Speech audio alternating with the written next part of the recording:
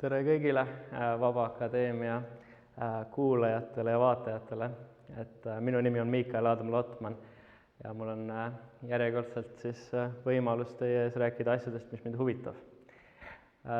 Tänane teema on siis seotud loogikaga ja see on siis, see tuleb ühest ideest, mis mul tekkis kuskil võib-olla paar aastat tagasi, kui ma esimest korda pidin Tallinna Ülikoolis õpetama siis sellist ainet nagu võrdlev loogika, filosoofia ja oli vaja kuidagi siis nagu defineerida, et mis asi on loogika.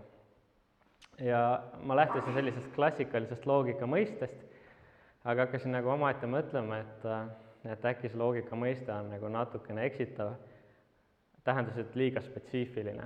Umbes, et nagu kui me määratleksime bioloogiat kui, ma ei tea, sellist teadusharu, mis uurib elusaid selgroogseid. Ta võib, bioloogia siis võib väga kenasti uurida ka siis mitte selgroogseid. Ja mul on niisugune tunne, et niisugusel klassikalisel loogika definitsioonil on suhteliselt sarnane probleem, et on määratletud veidikene liiga spetsiifiliselt. Ja nüüd see loengu, kui ma nagu mõtlesin selle üle, siis ma leidsin, et see ei ole nagu ainult niisugune väike pedantlik parandus, mille peaks sisse viima, aga ma nägin, et sellel on suhteliselt võib-olla suured sellised implikatsioonid üldse loogikale ja siis matemaatikale ja küllap ka kindlasti filosoofiale. Nii et teemaks on siis loogika ja tõe suhe. Siis sissejuhatuseks võin öelda nii palju, et klassikaliselt on nagu loogikat siis mõtestatud niimoodi, et tegemist on siis sellise teadusharuga, mis on kuidagi nagu paratamatult ja olemuslikult seotud tõega. Et põhimõtteliselt loogika uurib seda, kuidas tõde käitub arutluskäikudes. See on siis selline klassikaline loogika kontseptsioon. Nüüd üks niisugune väide, millega ma olen kindlasti nõus, on see, et loogika uurib kehtivust. Et loogika on siis selline teadusharu, mis uurib kehtivust, aga nüüd probleem on see, et klassikaliselt me ütleme, et kehtivus on ennekõike tõde säilitav suhe eelduste ja järelduse vahel. Meil arutluskäik koosneb eeldustest ja järeldusest ning kehtiv arutluskäik on selline, mis säilitab seda tõde, mis vaatab, et ükski nagu väärus ei lipsaks sisse tõestest eeldustest. See on siis nagu see klassikaline kontseptsioon, aga siis paar aastat tagasi ma mõtlesin, et aga mis siis, kui me üritaksime säilitada hoopis väärust? Teha niimoodi, et ükski tõde ei lipsaks sisse, eeldusel, et meil on kõik, oletuselt meil kõik eeldused on väärad, on ju. Ja siis ma mõtlesin, et okei, et milline see loogika välja näeks, millised oleksid nagu sellised, kas sellist loogilist süsteemi oleks üldse võimalik teha, milline oleks nagu selle semantika, millised oleksid siis sellised need tuletusreeglid, kuidas me arutleksime sellises loogikas. Ma alguses olin ise nagu sellesse ideesse suhtusin veits skeptiliselt, ma üritasin endale tõestada, et niisugust asja tegelikult ei saa teha, aga kuskil poole pealt ma avastasin, et niisugune asi on vägagi võimalik, nii et lükkasin ennast ümber, nii et tänase loengu eesmärk on siis põhimõtteliselt nagu jagada seda peamist ideed, et me võime kehtivust määratleda ka siis väärust säilitava suhtena. Nüüd, ja ka selleks, et see idee jõuaks nagu kõigile kohale, selleks ma pean tegema kõigepealt ühe ülevaate klassikalisest lauseloogikast. Klassikaline loogika on siis põhimõtteliselt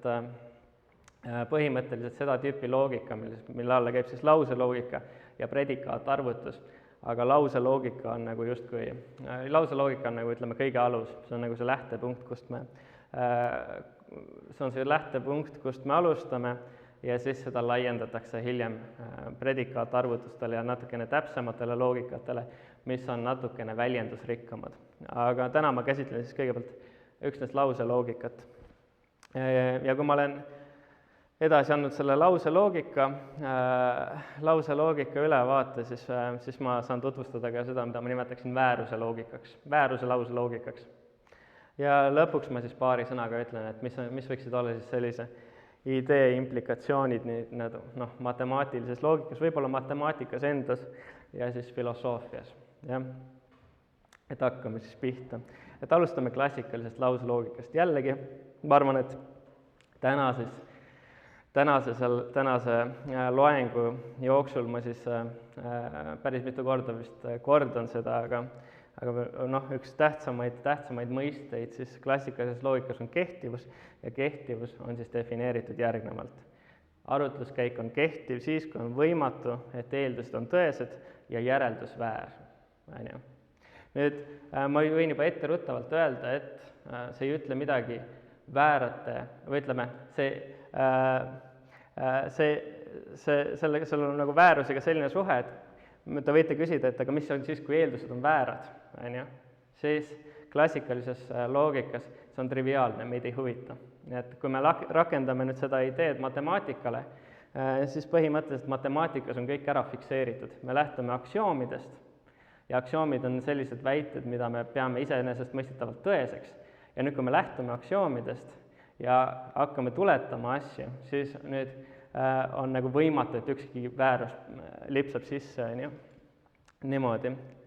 Aga lauseloogika iseenesest on lihtsalt ühte tüüpi algebra, ta on algebra, nagu see algebra, mida me õppisime põhikoolis, aga tema eripäraks, ma julgen juba ette öelda, on see, et lauseloogika on palju lihtsam kui see algebra, mis me õppisime põhikoolis. Ta on üks väga lihtne arvutus. Ja algebrat võib iseenesest käsitleda teatud keelena.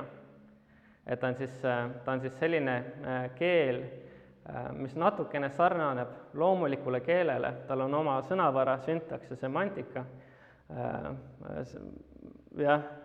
aga ta on palju vähem, temaga ei saa nii palju, tal on palju vaesem nagu see väljendusvõime, ta ei ole nii väljendusrikas kui loomulik keel. Näiteks meil oleks päris keeruline kirjutada algebras armastuskirja kellelegi, aga neid asju, mida ta suudab väljendada palju täpsemalt kui loomulikus keeles ja sellepärast siis matemaatikud armastavad seda.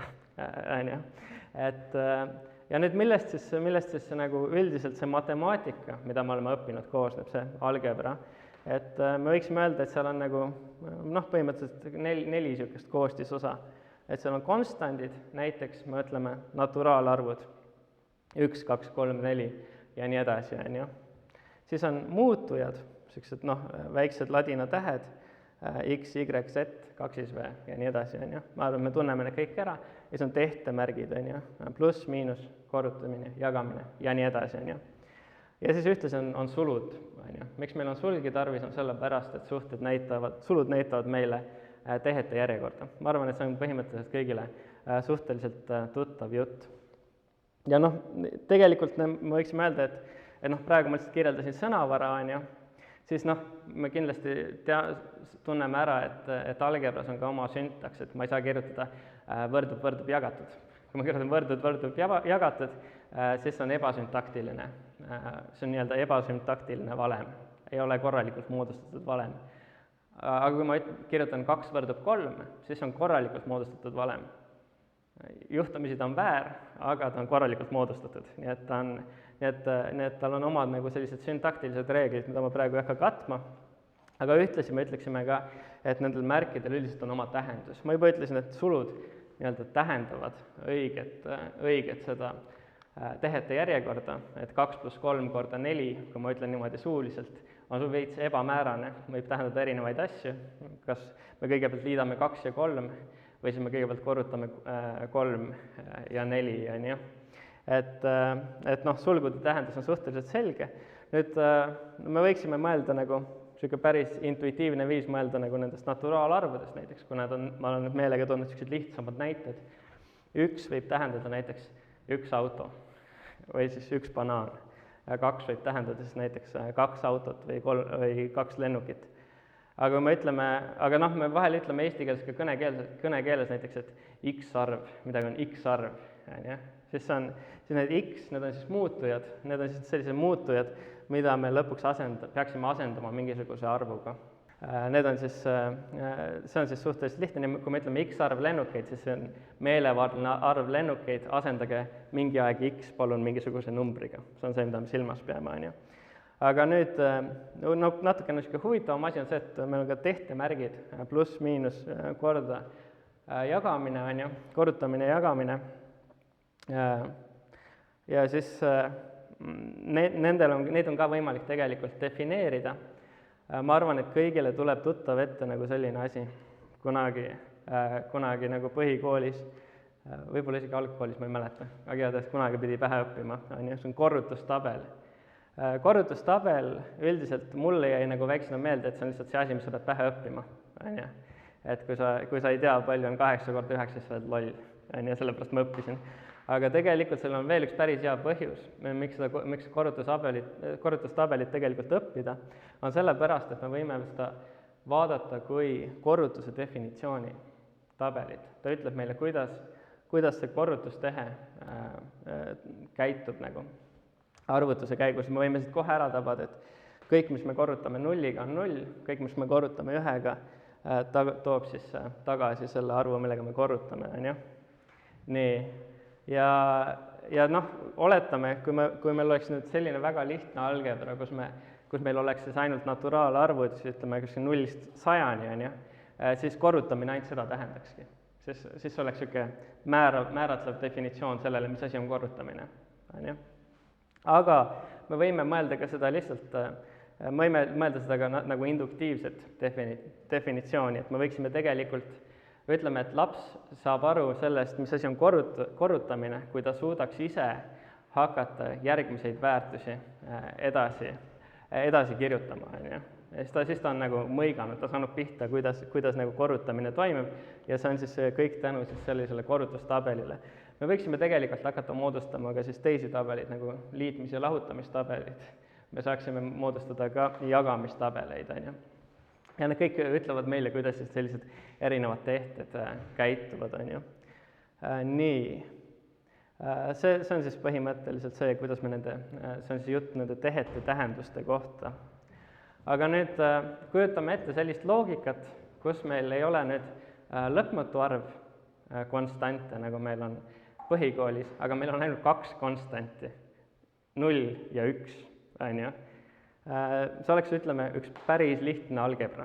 Meil ei ole vaja meil ei ole neid väga keerulisi meil ei ole väga keeruline nende valemite väärtust määrata, on ju. Ja üldiselt vastabki tõele, et kui me oskame põhikooli algebrat, ütleme põhikooli esimeste klasside algebrat, siis me tegelikult peaksime oskama, meil peaks väga kergelt tulema kätte ka see matemaatiline lauseloogika. Ja ma arvan, et see on, võiks kõrvalmärkusena öelda, et see on natukene imelik, et seda koolis ei õpetata. Me võiksime tegelikult koolis õpetada, sellest on päris palju kasu.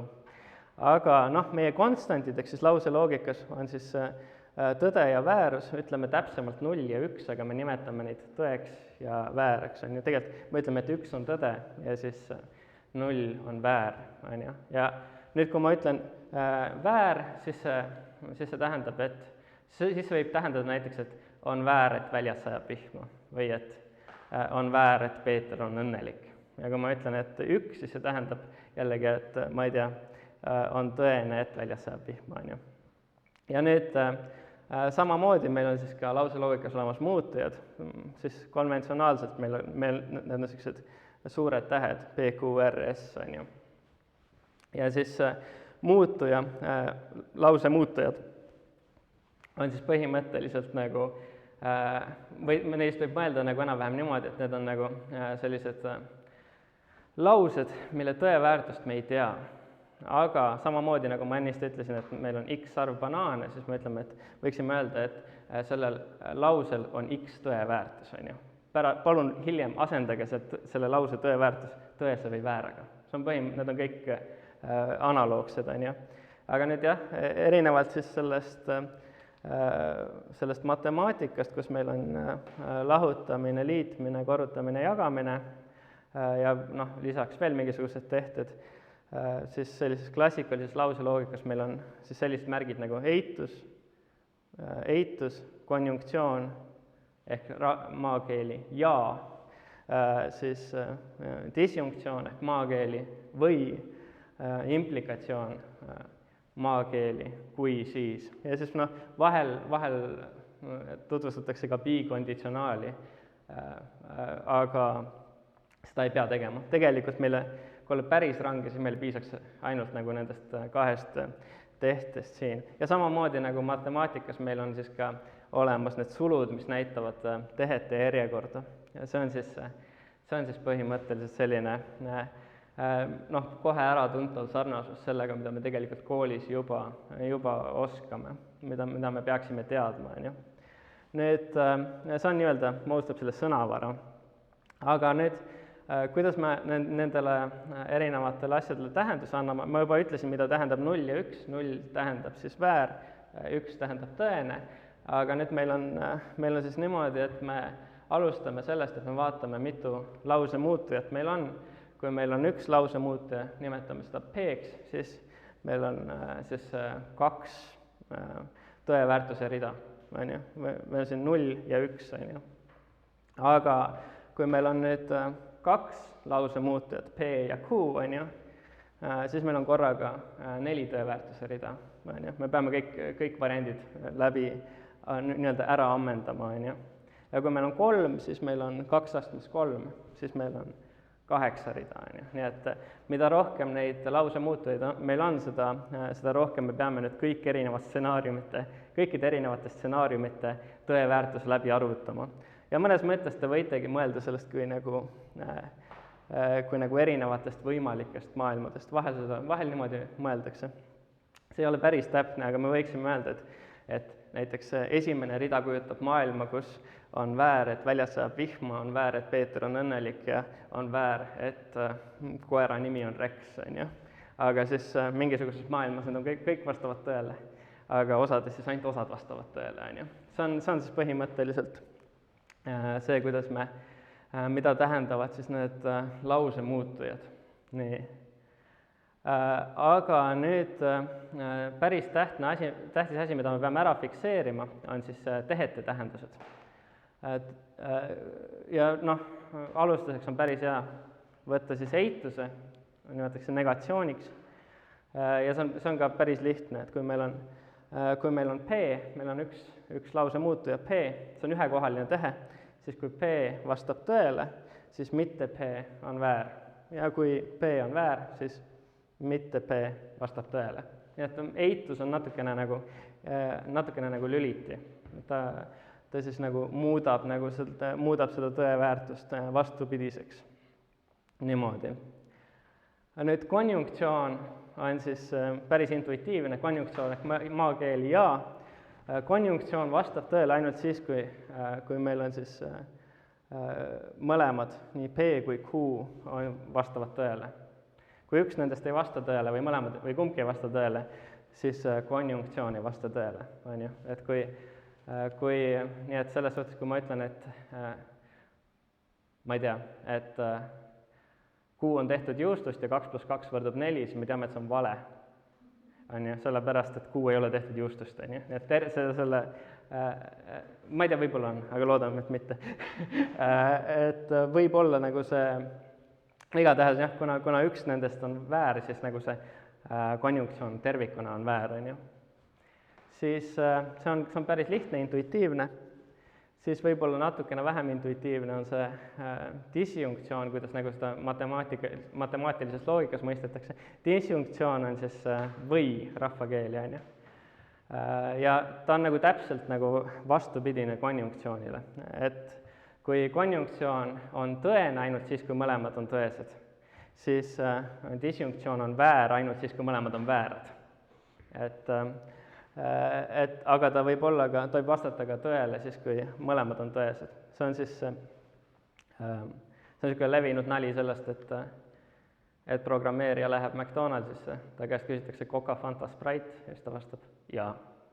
Lihtsalt sellepärast, et nendest ütleb, et esitasid tõese väite, üks nendest vastab tõele. Nii, see on see, kuidas matemaatikas mõistetakse siis sellist, see on selline inklusiivne tehe ja nagu konjunktsioon siis kahekohaline, et võtab endale 2 seda lause muutujat. Nii, siis liigume edasi. Nüüd päris hea tegelikult selline tehe, millel natukene peatada, on siis implikatsioon. nagu ma ka ennist ütlesin, tegelikult me saame hakkama ilma implikatsioonita, aga ta on päris niisugune kasulik asi, mille oma siis sellisesse loogikasse sisse tuua. Ta on rahvakeeli siis kui siis, et kui ma kirjutan P nool Q, siis me võiksime seda lugeda, et kui P, siis Q, on ju. Nii. Ja sellest võib mõelda umbes nagu niimoodi, et implikatsioon on nagu üks arutluskäik kokku võetud ühe lausega. Et kui vastab tõele, et P, siis vastab tõele, et Q, on ju. Aga me võime arutluskäiku kokku võtta ühe lausega, kui me teeme seda, siis me kasutame seda noolt, on ju. Ühesõnaga, need kaks asja tunduvad olevat nagu suhteliselt samad, et kui ma ütlen, et oletame, et väljas sajab vihma, noh, siis peaks järelduma, et maa saab märjaks. See oli arutluskäik, aga ma võiksin ka öelda, kui väljas sajab vihma, siis maa saab märjaks. Üks on siis nagu see arutluskäik kokku võetud. Nüüd, see implikatsioon on siis võib-olla, kui implikatsiooni õpetada, siis tudengitel on see alati kõige ebaintuitiivsem ja kõige keerulisem. Implikatsioon on väär ainult ühel juhul ja see on siis, kui see antecedent, see on siis see, mis on enne noolt, on tõene ja siis konsekvent on väär. Nüüd see põhjus, miks ta on niimoodi defineeritud, on sellepärast, et nagu ma ütlesin, ta tegelikult matkib kehtivuse definitsiooni. Kui ma ennist ütlesin, et implikatsioon on arutluskäik kokku võetud ühe lausega, siis põhimõtteliselt seda ta tähendabki. Kehtiv arutluskäik on selline, kus pole võimalik, et juhul kui eeldused on tõesed, siis järeldus on väär ja implikatsiooniga on siis samamoodi, et siis ta on väär ainult siis, kui see, mis on enne noolt, on tõene ja see, mis on pärast noolt, on väär. Ja ülejäänud juhtudel, kui meil on näiteks antecedent on väär, siis see on triviaalselt tõene, meid üldiselt ei huvita. See, mis meid huvitab, on see, et välistada nüüd selle ühe stsenaariumi, kus meil on see, mis on enne noolt, on tõene, aga see, mis pärast noolt on väär. Me ei taha, et ükski nagu väärus sisse lipsaks, on ju. Niimoodi. See on siis jah, see klassikaline implikatsioon. Nüüd, kas selle kohta oli veel midagi tarvis öelda? Võib-olla juba etteruttavalt seda, et nagu me näeme, siis nagu see klassikaline tõesuse, või ütleme, klassikaline kehtivuse määratlus, nagu ka implikatsioon ei tule väga hästi väärusega toime. Väärus on triviaalne asi ja ebainformatiivne. Kui keegi ütleb meile midagi väärat, siis me ei saa sellest omakorda midagi tuletada, sellepärast et kõik, mis me ütleme, on triviaalselt tõene. Nii et sellise klassikalise loogika seisukohal me eelistame tõde enne kõike sellepärast, et tõde on informatiivne, aga väärus, nagu selles masinas, mis me oleme loonud, ei ole informatiivne. Me ei saa sellega mitte midagi peale hakata. Ja nüüd, praeguseks me vaatasime üle põhimõtteliselt, et kuidas me saame arvutada siis klassikalises loogikas erinevate nende lausete tõeväärtusi, aga me saame teha midagi natukene peenemat veel edasi, et me võime nüüd hakata nagu natukene paremini matkima seda, kuidas me tegelikult loomulikus keeles arutleme. Ja selleks meil on vaja siis sisse tuua niisugused asjad nagu tuletusreeglid. Tuletusreeglid on siis need, mis näitavad meile, kuidas me peaksime arutlema. Umbes, jah. Ja üldiselt need reeglid, ma toon ühe erandi, aga üldiselt need reeglid koosnevad siis loogikatehente sissetoomise ja eemaldamise reeglitest. Et ma ütlen, et kuidas me saaksime arutluskäiku sisse tuua ühe konjunktsiooni ja ja võib-olla me tahame sellest konjunktsioonist lahti saada, siis kuidas me saame sellest konjunktsioonist lahti saada. Ja samamoodi siis teiste tehete kohta. Ja nad põhimõtteliselt näitavad meile siis, kuidas loogikatehted käituvad ühes arutluskäigus. Et need võiks ka veel korra üle vaadata. Üks niisugune tuletusreegel, millest ma tahtsin alustada, sest et seda tavaliselt ei mainita, sellepärast et on liiga triviaalne, on niisugune tuletusreegel, mida me võiksime lihtsalt nimetada identiteediks. Et kui me teame, et P, kui me eeldame, et P on tõene, siis me saame alati järeldada, et P on tõene. Oletame, et P on tõene, no siis P on tõene. See on päris tähtis ja sellega me võiksime kohe testida ka, et miks ta on kehtiv. juhul kui, kuidas me testime, et kas see tuletusreegel tabab hästi kehtivust, oletame, et ta ei kehti, on ju. Nüüd sel juhul peaks olema siis järeldus väär ja eeldus tõene, aga järeldus ja eeldus on üks ja sama, nii et see on võimatu, on ju. Kui järeldus on väär, siis eeldus on väär, kui järeldus on tõene, siis eeldus on tõene. See on siis niisugune päris lihtne. Nüüd vaataks veel edasi ka, et konjunktsioon on ka suhteliselt intuitiivne ja lihtne. Et kui me teame eraldiseisvalt, et mingisugune lause P ja mingisugune lause Q vastavad tõele, siis me saame need kokku panna ja öelda, et P ja Q vastavad tõele. See on niisugune reegel, mida me võime alati kasutada. Me saame alati nagu teada tuntud tõdesid omavahel kokku viia konjunktiivselt. Ja siis samamoodi, kui me teame nüüd, et P ja Q vastavad tõele, siis me saame nüüd selle konjunktsiooni eemaldada ja ühe nendest välja tuua. Kui ma tean, et vastab tõele, et väljas sajab vihma ja et Peeter on õnnelik, siis ma tean, et vastab tõele, et Peeter on õnnelik. Ma saan selle konjunktsiooni alati eemaldada. Nüüd teiste tehetega need asjad lähevad võib-olla natukene keerulisemaks, et mitte liiga keeruliseks, see on kõik tegelikult väga lihtne. Kui meil on, disjunktsiooniga on jällegi niimoodi, et kui ma tean, et P vastab tõele, siis ma võin alati siis ma võin suvaliselt sisse tuua disjunktsiooni abil mingisuguse muu asja. Näiteks, et kui ma tean, et P vastab tõele, siis ma võin öelda, et P või Q vastab tõele. Kui ma tean, et vastab tõele, et 2 + 2 võrdub 4, siis ma tean, et vastab tõele, et 2 + 2 võrdub 4 või jõuluvana on olemas. Sellest tõeväärtus ei muutu. Kusjuures ma arvan, et jõuluvana ongi olemas. Nii. Aga oletame, et Q on tehtud juustust. Q võib-olla siis ei ole tehtud juustust. Aga meil on siis võimalik ka tegelikult seda disjunktsiooni eemaldada. Disjunktsiooni eemaldamine on natukene keerulisem protsess juba. Ja ma ei saa, just kuna disjunktsioon lubab rohkem, siis kui me võtame selle eeldustesse, siis me peame nüüd välistama selle võimaluse, et kuidagi väärus kandub edasi ja siis meil on põhimõtteliselt, meil on vaja näidata kõigepealt, et kui meil on niisugune disjunktsioon P või Q ja me suudame tuletada P-st mingisuguse muu väite R-i ja kui me suudame tuletada Q-st mingisuguse muu väite R-i, kui mõlemast nii-öelda disjunktist on võimalik omaette tuletada ühe R-i, siis me võime lihtsalt tuletada R-i. See on nüüd see viis, kuidas me saame sellest disjunktsioonist lahti. Disjunktsiooni sissetoomine on väga lihtne, aga selle eemaldamine on juba natukene keeruline. Niimoodi. Ja ka implikatsioon on jällegi suhteliselt intuitiivne. Ja kui me kujutame ette, et meil on niisugune arvutluskäik, on ju, ja selles arvutluskäigus ma oletan, et vastab tõele, et P ja ma tuletan sellest Q, siis ma saan, kõik see jutt, mis ma enne rääkisin, ma saan selle kokku võtta ühe lausega. Kui ma oletasin, et P ja tuletasin, et Q, siis ma saan alati öelda, kui P, siis Q. See on siis implikatsiooni sissetoomise reegel. Aga implikatsiooni eemaldamise reegel on siis tegelikult seesama reegel, mida tuntakse ka ladina keeles kui modus ponens. See on, et kui P, siis Q, P, seega Q. Niimoodi me saame siis lahti sellest implikatsioonist. Kui me teame, et vastab tõele, et kui väljas sajab vihmu, siis maa saab märjaks.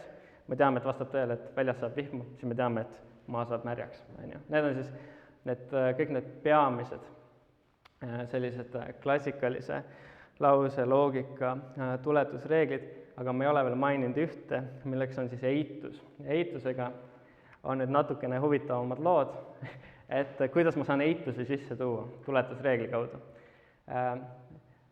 Selleks on olemas see eituse sissetoomine, see on ka üks niisugune tuletusreegel, millel on ladinakeelne nimetus reductio ad absurdum. Ma oletan, et vastab tõele, et P, ma tuletan vastuolu, pahupidi T on siis, tähendab vastuolu. Ma oletan, et P vastab tõele, ma tuletan sellest vastuolu ja seega ma järeldan, et mitte P. Niimoodi ma saan sisse tuua eituse puht tuletusreeglite järgi. Ja siis eituse eemaldamise kohta on siis, kui meil on topelteitus, kui me eitume eitust, siis me saame eituse eemaldada. Kui meil on 2 eitust, siis on sama, mis jaatus on ju. Niimoodi me saame sellest eitusest lahti. Need on kõik siis põhimõtteliselt sellised klassikalised loogika tuletusreeglid. Kui me nagu võtame need aluseks ja üritame üksnes nende põhjal arutleda, siis me saame tuletada tõdedest tõdesid, on ju. Ja see on see, mida siis on loogikas ja matemaatikas ja ühtlasi filosoofias peetud nagu kõige tähtsamaks asjaks üldse. Et me tuletame tõdedest tõdesid, on ju. Ja hoiame nagu väärusest eemale. Miks? Sest et väärus on väga ebainformatiivne. On ju. Nüüd, ma hakkasingi tegelikult siis kuskil mõni aeg tagasi, võib-olla mingi aasta natuke rohkem mõtlema, et see põhjendus, et me ei saa väärusega tegeleda, sellepärast et väärus on ebainformatiivne, on omakorda suhteliselt tsirkulaarne arutluskäik. Sest et väärus on ebainformatiivne lihtsalt sellepärast, et me lõime sellise loogikamudeli, kus ta on ebainformatiivne. Aga kui me pööraksime ümber, kujutame ette, et meil on nagu võimalik arutleda niimoodi, et meil on olemas niisugune tõerežiim, kus me tuletame tõdedest tõdesid, aga siis võib-olla muudame nagu seda režiimi, mõtleme siin vääruse režiim. Nüüd meid enam ei huvita, et millised tõed tulenevad millistest tõdedest, meid huvitab hoopis vastupidi. Et oletame, et mingi asi on väär, aga mis siis veel on väär? See iseenesest tundus mulle juba päris intrigeeriv mõte ja seda on nagu päris lihtne nagu, niimoodi kehtivust ka määratleda. Et nimelt, et siis kehtiv arutluskäik nüüd sellises vääruse loogikas oleks selline arutluskäik, kus on võimatu, et eeldused on väärad ja järeldus on tõene. Tähendab, me tahame jumala eest vältida, et tõde lipsab sisse meie vääratest eeldustest. Me tahame tõsikindlalt jõuda vääruseni. Ja sellel on nagu päris tähtis tegelikult praktiline väärtus ka, millest ma pärast räägin. Nii, nüüd see on põhimõtteliselt kõik seesama. See on põhimõtteliselt kõik seesama loogika, mida me varem käsitlesime, seal on kõik needsamad eitus, siis konjunktsioon ja disjunktsioon on, kõik need samad tehted jäävad alles, ainult et implikatsioon meil enam ei kõlba, sest implikatsioon, nagu me nägime, oli siis määratletud niimoodi, et ta säilitaks tõde, aga meid see enam ei huvita. Nii et me peame siis kasutama niisugust loogikatehet, ma vaatasin järgi, sellel on nimi inglise keeles, eesti keeles ma ei tea, kas sellel on veel nime pandud, aga inglise keeles on converse non-implication, on siis sellise loogikatehte nimi, kus meil on see pahupidi nool ja siis see nool on veel omakorda maha tõmmatud. Kui ma mõtlesin esimest korda seda loengut pidada siin Vabas Akadeemias, siis mul oli hull kiusatus kasutada keskmist sõrme, ja siis määratleda ära niisuguse fuck you operaatori, mis käituks siis nagu selle implikatsiooni vastand meie vääruse loogikas, aga ma ei ole nii labane. Nii, et põhimõtteliselt siis ta käitub täpselt samamoodi nagu implikatsioon tõe loogikas või niisuguses klassikalises loogikas, ainult et nüüd ta säilitab väärust. Ja nüüd selles vääruse loogikas meil on üks halb sõna, selle sõna nimi on tõde. Me ei taha tõega kokku puutuda. Nüüd nimetame seda nüüd rahvakeeli, või anname selle niisuguse nimetuse nagu valeimplikatsioon. See on lihtsam, on ju. Ja kui ma kirjutan P, siis see sümbol Q, siis võib-olla me võime seda vabalt lugeda niimoodi, et kui P on väär, siis Q on väär. See oleks siis see, kuidas me loeme sellist valemit. Ja nüüd, kui ma kirjutan, kui P on väär, siis Q on väär, siis on tõene ainult sellisel juhul, kui antecedent, see, mis on enne seda noolt siin, on väär ja see, mis järgneb, on tõene. Siis sel juhul see on tõene, aga tõde meie loogikas on paha sõna. See on see, mida me üritame vältida. Ja meid nüüd ei huvita, mis juhtub siis, kui antecedent on tõene, sest et meie loogikas nüüd tõde on ebainformatiivne. on ju. See on täpselt, me leidsime põhimõtteliselt klassikalise loogika peegelpildi, kus korraga muutub väärus informatiivseks ja tõega ei ole mitte midagi peale hakata. Niimoodi. Ja nüüd vaatame, et mis on nüüd sellise, et see huvitavam asi ei ole nüüd see semantika, aga need tuletusreeglid. Kuidas me saaksime arutleda niimoodi, et me teame, et me ei jõuaks mitte kunagi tõeni. See oli see, mis mind küsimusena tegelikult paelus, et millised oleksid siis sellised loogikareeglid. Nüüd esimene asi, mis on nagu täpselt sama, mis klassikalises loogikas, sellises tõde säilitavas loogikas, on siis identiteet, on ju. Kui ma tean, kui ma oletan, et on väär, et P, siis ma saan alati järeldada, et on väär, et P, on ju. See põhimõtteliselt siis nagu rahuldab meie uut kehtivuse definitsiooni. Aga nüüd konjunktsioon hakkab käituma täpselt samamoodi nagu disjunktsioon klassikalises loogikas. Kui ma tean, et on väär, et P, siis ma tean, et on väär, et P ja Q.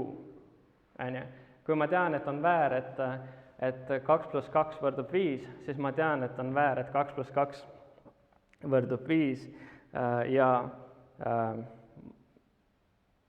mingisugune muu sõna, väljast sajab vihma. Igatahes ükskõik, mis me sinna juurde ka ei paneks, me teame, et see on väär. Kui me liidame vääruse konjunktiivselt, siis me teame, et tegemist on siis sellise kehtiva arutlusega. Aga kuna ta käitub samamoodi nagu disjunktsioon klassikalises loogikas, siis meil on konjunktsioonist palju keerulisem lahti saada. Sellega on täpselt sama lugu. Kui meil on P ja Q, oletame, et P ja Q on väär, siis me peame nüüd selle uue kehtivuse definitsiooni alusel tuletama P-st R-i, Q-st R-i ja tuletama R-i. Ja siis me oleme kätte saanud, et R on väär. See on siis see, kuidas me saame konjunktsioonist lahti.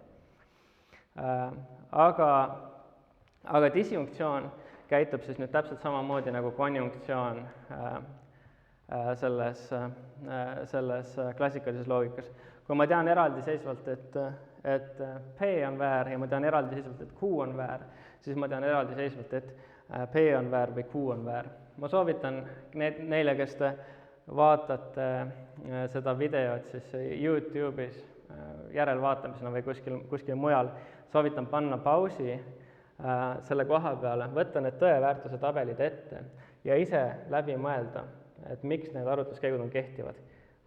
Selleks siis kõigepealt oletage, et võime ühe korra koos läbi teha. Võtame lihtsamast, mul ei ole neid praegu siin ees, võtame näiteks, päris lihtne on näidata, et see on niisugune kehtiv arutluskäigu reegel.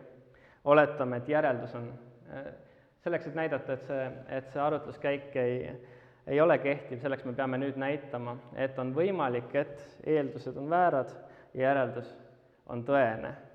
Siis see tähendaks, et nüüd selleks, et seda näidata, siis me oletame nüüd, et P ja Q vastab tõele. Aga kui P ja Q vastab tõele, siis Q vastab tõele, et on võimatu, et eeldused on väärad. Ja me oleme ümber lükanud. Seda oli päris lihtne näidata. Aga iga nende tuletusreegliga on siis võimalik lihtsalt võtta ette see tõeväärtustabeli ja läbi arvutada siis, et kas see reegel kehtib või mitte. Niimoodi. Ja igatahes siis disjunktsioonist on sama lihtne lahti saada nüüd kui selles klassikalises loogikas konjunktsioonist, et kui ma tean, et P või Q on väär, siis ma tean, et P on väär ja kui ma tean, ja ma võin sealt samamoodi selle Q välja võtta. Ja valeimplikatsioon käitub nüüd täpselt samamoodi nagu implikatsioon klassikalises loogikas. Et kui ma olen nüüd väärustest tuletanud mingisuguse vääruse, siis ma saan öelda, et kui P on väär, siis Q on väär. Siis ma saan selle sisse tuua. Ja nüüd samamoodi ma saan selle valeimplikatsioonist, ma saan selle lahti niimoodi, et ma ütlen, et kui P on väär, siis Q on väär, P on väär, seega Q on väär. See on siis, nüüd me oleme sellest lahti saanud. Ja lõpuks siis eituse kohta. Eitus on nüüd täpselt samasugune nagu klassikalises loogikas, ainult et ainult et jällegi tõe väärtus on pahupidi pööratud. Me oletame, et mingisugune väide on väär, on ju, me oletame, et see on väär. Ja siis me tuletame, aga kui nüüd juhtub, et me saame tuletada, et on hoopis tõene, me saame tuletada sealt ühe tautoloogia, siis me teame, et hei, see, mis sa rääkisid, oli tõsi, on ju, seega see, mis sa ütlesid, ei saa olla väär, on ju. Me võime enam-vähem mõelda sellest, see oleks, kui see on nagu reductio ad absurdum, on ju, aga sellest võib mõelda enam-vähem niimoodi, et see reductio ad absurdum klassikalises loogikas on nagu niisugune retooriline viis, kuidas filosoofidele meeldib üksteisele ära panna. Oletame, et see, mis sa räägid, vastab tõele, aga näed, nüüd me tuletasime sinu sellisest arutlusest, sinu veendumusest välja ühe jaburuse. Seega me ei saa oletada, et see, mis sa rääkisid, on tõene. See on nüüd vastupidi. Et ma üritan inimest veenda, et see, mis sa räägid, on tõene. Siis ma ütlen, okei, oletame, et see, mis sa räägid, on väär. Ja siis ma tuletan sealt ühe tõe, on ju. Siis ma ütlen, okei, aga see, mis sa räägid, ei saa olla väär. See on siis täpselt sama, käitub täpselt samamoodi. Ja niimoodi me saame siis selle eituse sisse tuua. Ja siis eituse eemaldamine on siis põhimõtteliselt sama, mis klassikalises loogikas. Et mitte P on sama, mis P. See on lihtsalt, tuleb jällegi tõeväärtustabelitest. Ja te võite nagu ise, nagu ma ütlen, kõikides nendes tuletusreeglites veenduda, et need on kehtivad, et nad täidavad seda kehtivuse definitsiooni. Niimoodi.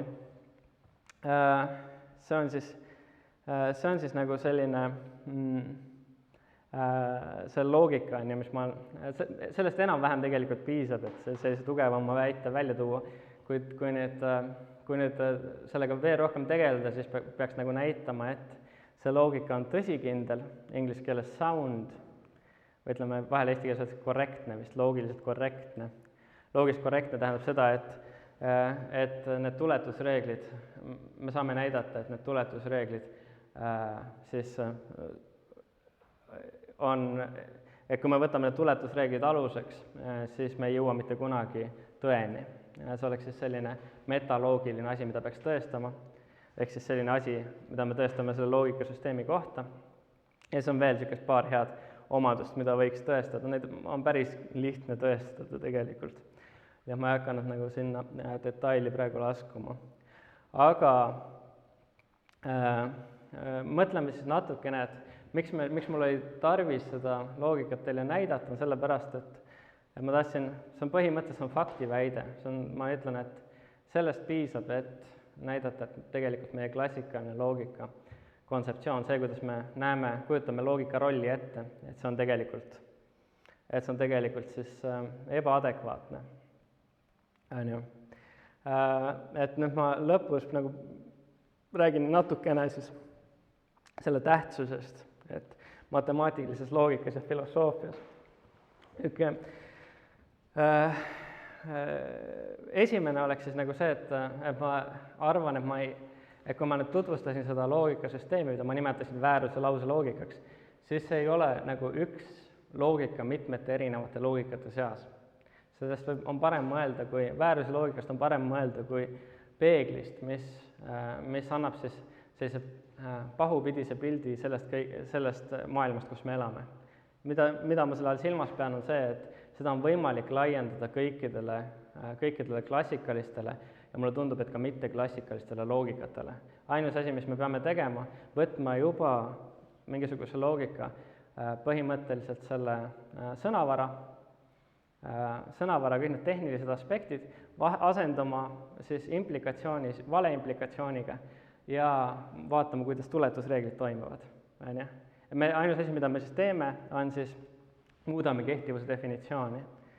Ja siis me saame vaadata, siis me saame minna väga peeneks sellega, et kui täpselt me saame nüüd seda väärust jälitada.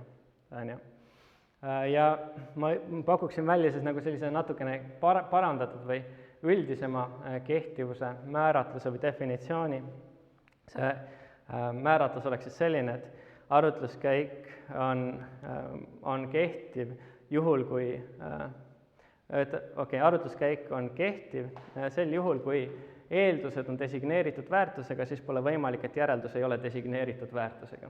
Nüüd ma kasutan sõna designeeritud väärtus, designeeritud väärtus on see tõeväärtus, mida me tahame säilitada, on ju. Kui klassikalises loogikas me tahame säilitada tõde, siis tõde on designeeritud väärtus. Aga siis vääruse loogikas on siis selleks designeeritud väärtuseks väärus, vale, on ju. See on minu arust nagu palju üldisem kehtivuse definitsioon. Jah, aga miks meid üldse see tegelikult peaks nüüd huvitama? See oli nüüd lihtsalt selline väike tehniline parandus, mis ma tõin. Aga meid, mõtleme sellest enam-vähem niimoodi, et matemaatikud on senini suutnud tõestada täpselt samal hulgal tõdesid kui vääruseid. Kõik teoreemid on siis mingisugused tõestatud matemaatilised väited. Kui meil on olemas mingisugune tõestatud matemaatiline väide, siis me teame, et selle eitus ei vasta tõele. Ja meil on täpselt sama palju hulk matemaatikas tõdesid kui valesid. See on meie nagu maailm, tegelikult lauseid ongi täpselt sama, tõesid lauseid ongi täpselt sama palju kui vääraseid lauseid, on ju. Aga vaatamata sellele senini me ei ole nagu suutnud nagu nendest vääratest lausetest mingit informatsiooni kätte saada, on ju. Aga nüüd, kui me muudaksime nagu seda, kasutaksime nagu vääruse loogikat, siis me võiksime mõelda võib-olla esimest korda niimoodi, et meil on mingisugune matemaatiline, mingisugune konjunktuur, mingi hüpotees, mille tões me ei ole veel veendunud. Aga siis me mõtleme, et võime mõelda võib-olla esimest korda, et aga oletame, et see on väär. Mis siis veel oleks väär, kui nüüd see konjunktuur on väär? Ja kui nüüd selle arutluskäigu jooksul me põrkume kokku mingisuguse tõega, kui me suudame sellest väärusest tuletada tõde, siis me teame, et see ei olnud väär. Nii et sellel on nagu päris suured, mulle tundub, et sellised implikatsioonid matemaatikutele, et me võime lähtuda lihtsalt mingisugustest väärustest ja vaadata, kuhu nad viivad meid. Äkki meid lihtsalt huvitavad ka väärused, me tahame teada, mis asjad oleks veel väärad, on ju. Ja et meil on vaja selleks siis natukene laiendatud arusaama sellest, mis asi on loogika. Aga nüüd see natukene filosoofilisem jutt on siis seotud sellega, et kui klassikaline loogika kontseptsioon seob loogikat tõega, siis tänu sellele on tihtipeale võetud ka loogika aluseks selleks, et uurida seda, mis asi on tõde. See on isegi, mulle tundub, päris hea mõte, aga on olemas ka sellised tõeteooriad, mis üritavad nüüd tõest lahti saada ja öelda, et me teame, kuidas loogika käitub, aga me ei tea, mis asi on tõde. Aga nüüd äkki oleks meil võimalik üldse mõelda niimoodi, et tõde ei eksisteerigi väljaspool loogikat, siis me teame, mis asi on tõde. See on selline vaade, mida nimetatakse deflatsionismiks, et tõde on taandatav loogikale või et tõde ei ole midagi eraldiseisvat loogikast. Kui me teame, kuidas loogika käitub, siis me teame, mis asi on tõde põhimõtteliselt. Ja nüüd selline päris suur intuitsioon selle taga, miks deflatsionismil on suhteliselt palju järgijaid, on sellepärast, et vaatame, meil on kaks väidet, P ja P-tärn. P ütleb, et väljas sajab vihma ja P-tärn ütleb, et vastab tõele, et väljas sajab vihma. Ja nüüd deflatsionist ütleb, et mida nüüd see tõde annab meile informatsioonina juurde. Mitte midagi. Kui me teame, et väljas sajab vihma, siis me teame, et vastab tõele, et väljas sajab vihma. Nii et nüüd tõde on ühest küljest küll taandatav loogikale, aga öelda, et mingisugune väide on tõene, on lihtsalt see sama asi, kui lihtsalt väita seda. Et see ei ole, tõde ei ole mingisugune eraldiseisev objekt, mida me peaksime üldse uurima. Kui me midagi väidame, siis me väidamegi, et see on tõene. Niimoodi. Aga mulle tundub, et see on suhteliselt sihuke, ma loodan, et ma sain seda praegu seletada kuidagi niimoodi, et see kõlas intuitiivselt, aga mulle see tegelikult ei tundu eriti intuitiivse ideena, Sest võtame näiteks nüüd sellised väited nagu P ja P-tärn, on ju. P ütleb, et iga paarisarv, mis on suurem kui 2, on 2 algarvu summa. Siin tegelikult siin peaks olema tärn. P-tärn jällegi ütleb, et vastab tõele, et iga paarisarv, mis on suurem kui 2, on 2 algarvu summa. On ju. Seda esimest väidet me nimetame Goldbachi konjunktuuriks. Teist väidet me nimetaksime teoreemiks, kui keegi oleks tõestanud, et see vastab tõele, on ju. Ja kui matemaatikud näiteks ütlevad selle väite, on ju, siis nad teavad, et nad ei pühendu selle väite tõele, on ju. Nad teavad, et see on lihtsalt niisugune hüpotees, on ju. Et need kaks väidet siin ei ole, mulle tundub, ilmselgelt nad ei ole ekvivalentsed. Me võime öelda lihtsalt asju, ilma et me peaksime silmas, et need asjad on tõesed, on ju. Ma võin lihtsalt väita, et väljas sajab vihma, äkki lihtsalt huvi pärast, on ju. Väljas sajab vihma. Ma ei pea väitma nüüd, et see vastab tõele, et väljas sajab vihma. Aga nüüd, kui meil on olemas selline loogika, siis see nagu vääruse loogika, siis see vääruse loogika näitab meile, et me ei saagi selles loogikas seda silmas pidada. Kui ma ütlen, et P vääruse loogikas, siis ma pean sellega silmas, on väär, et P. On ju? Ja siis see vääruse loogika, selle põhjal siis põhimõtteliselt üritab vastata küsimusele, et mis on veel väär, oletades, et P on väär. On ju. Nii et see on siis nagu see, mida mulle tundub, et see vääruse loogika näitab meile.